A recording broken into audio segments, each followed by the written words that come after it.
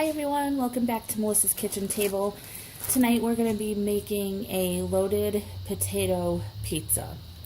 And what I did was, back in June, I made pizza dough, and the recipe makes 2 crusts, so I went ahead and froze one of them, and we're going to use that tonight, and I'll link the recipe for that pizza dough down below. And when I freeze it, I just put some oil on it and wrap it in saran wrap, and then I put it into a freezer bag. So I'm going to go ahead, before I put that down, I'm going to put some flour down. And you could also buy pre-made pizza dough from your local pizza place, or you could get it at your grocery store. A lot of places sell pizza dough now. Alright, so I'm just going to go ahead, flip that out. And then we'll go ahead and put flour on the top as well. That way it stretches out. And it's always best if it's a little bit warm, it'll stretch better. This one's a little bit cold, so I'll probably have a hard time with it, but that's okay. And I'm just going to show you the pan real quick. This is the pan I'm going to be using. The large pan. And it has holes in it, and it makes the crust nice and crispy. So I like to use that. You could, of course, just use a sheet pan as well. So I'm going to go ahead and stretch this out because the pan I'm using is round. I'm going to try to make it round as much as I can. And then you just want to go from the center and out. Center and out. Center, out. You don't want to go back and forth like that. That's how it produces a lot of gluten, and it makes it shrink back easily. I also find a lot of times pre-made doughs, I find I have a harder time with them shrinking, other than when it's homemade. I find it's a little bit easier for me. So I'm just going to move half of it, make sure there's enough flour, and do the same with the other half. Alright, and again, I'm just going to go from the middle out. And of course it doesn't have to be perfect. If you get a hole in it, you could just piece it back together. Alright, and this all depends on how you like your crust. If you like it thick or thin, it's up to you. Alright, just let me wash my hands real quick and we'll be right back. Okay, so now you can see the pan better. It's much larger. Alright, so I went ahead and I sprayed this with some cooking spray, and then I just fold the pizza over, put this down, fold it in half, shake off the excess flour, and then put it down here and unfold. And then you just go ahead and fit it around. If you don't like the excess crust like that, you could trim it off, or you could just fold it over, and you'll have a little bit of a thicker crust. Just go around.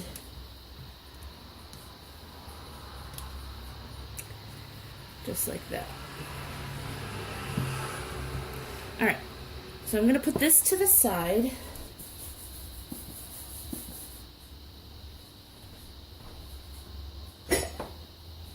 And I'm just going to clean off the counter, and we'll be right back. Okay, so because we're doing a loaded baked potato, I have about 1/4 cup of sour cream in here. And of course you could just mix it in another bowl, but instead of dirtying a bowl, I'm just going to use that. And I'm going to use maybe 2 tablespoons of mayo. And that is because there's fat and oil in there, and that'll keep the sour cream from burning. So you just mix that together, and I'm going to go ahead and mix in about 1 teaspoon of white truffle oil. And I'm doing that because we like to use truffle oil on our potatoes. And this will make like a truffle aioli. So you're gonna, oh, and you could smell it. It smells delicious. Alright, so we'll go ahead, take our pizza, And you're going to pour this right down.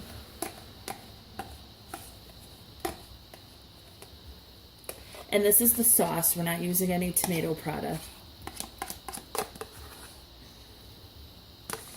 Okay. And then you just want to spread this out to the edges.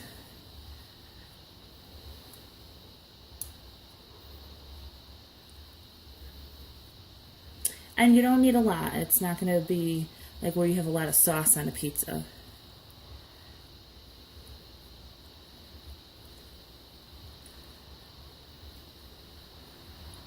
But enough to cover and to keep the dough moist. Okay. And now you're just going to be putting your toppings on. First, I'm going to go ahead and I'm going to sprinkle some granulated garlic over it.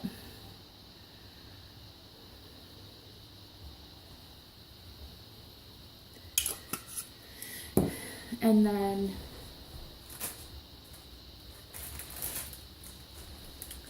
all loaded baked potatoes obviously have to have cheese, and all pizza has to have cheese. So I have a mixture here of Monterey Jack and cheddar, and then we have some scallions to go on top. So I'm going to put the cheese down next and just put that all over.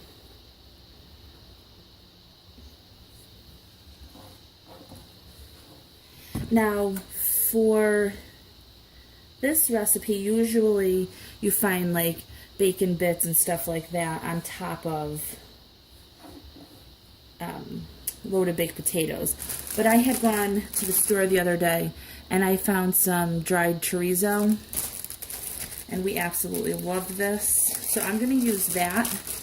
But of course you can use pepperoni, or you could just put crumbled bacon on there. So I'm going to go ahead and put this all over the pizza. And you could cut it up if you want to make it look like crumbles, but I'm just going to go ahead and put it on. I got 15 slices, and I think that's going to be perfect. Yep, looks good. Alright, and then to that I'm going to go ahead and add the scallions. And I have my oven preheating at 550, and I've always done it in 550, but we have an electric oven, so if you have a gas oven it might be different, but for an electric oven the 550 works. I'm actually going to save a couple of those scallions for the potatoes. So what I did over here is, this is a ½ pound of baby potatoes, and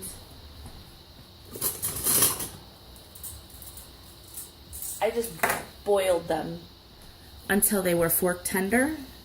Put them back in the pot so they would dry up. There's no excess water. I'm just going to put about a teaspoon of olive oil, or maybe a tablespoon of olive oil, and I'm just going to slightly mash them. And I put in the olive oil so they roast in the oven, and they get a nice color. And here I have just a mixture of baby potatoes, purple, red skin, and Yukon Gold, but you can use whatever you want. And these aren't hot anymore, so I'm just going to go ahead and crumble this also around the pizza.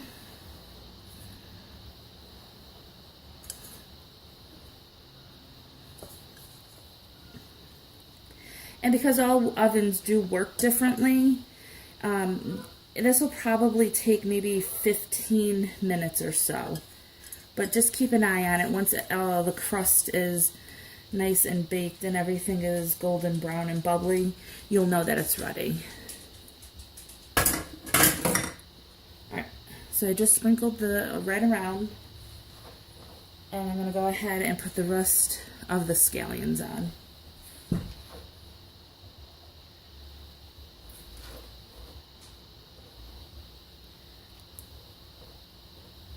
Now you don't need to put this on top of another sheet pan.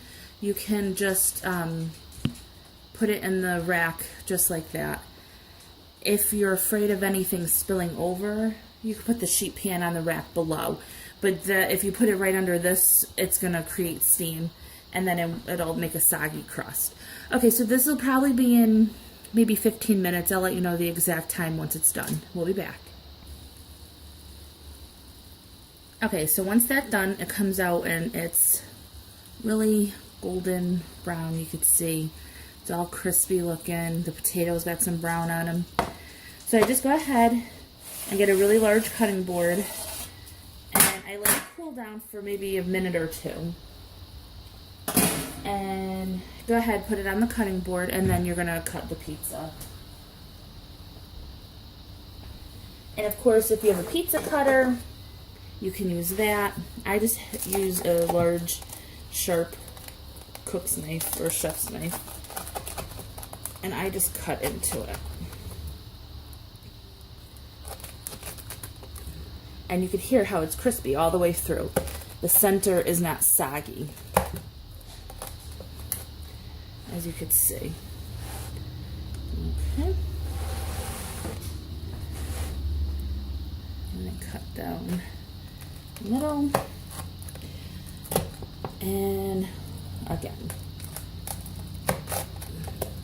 So I get 8 slices.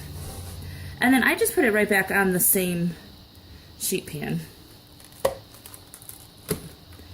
That way it stays crispy. You could leave it on the cutting board, but because it's plastic, it might get a little soggy.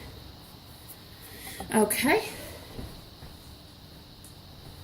And once it's not too hot, I'll show you how it's not soggy at all. It doesn't bend over. It's a great pizza crust. It's a great pizza. I'll leave the directions for the crust below. And then I'm just going to pair this with a nice tossed salad. It's just iceberg, some carrots, some cabbage, and diced tomatoes, and I put some French dressing on. So if you like this video, please give it a thumbs up, subscribe, and I'll talk to you next time. Bye.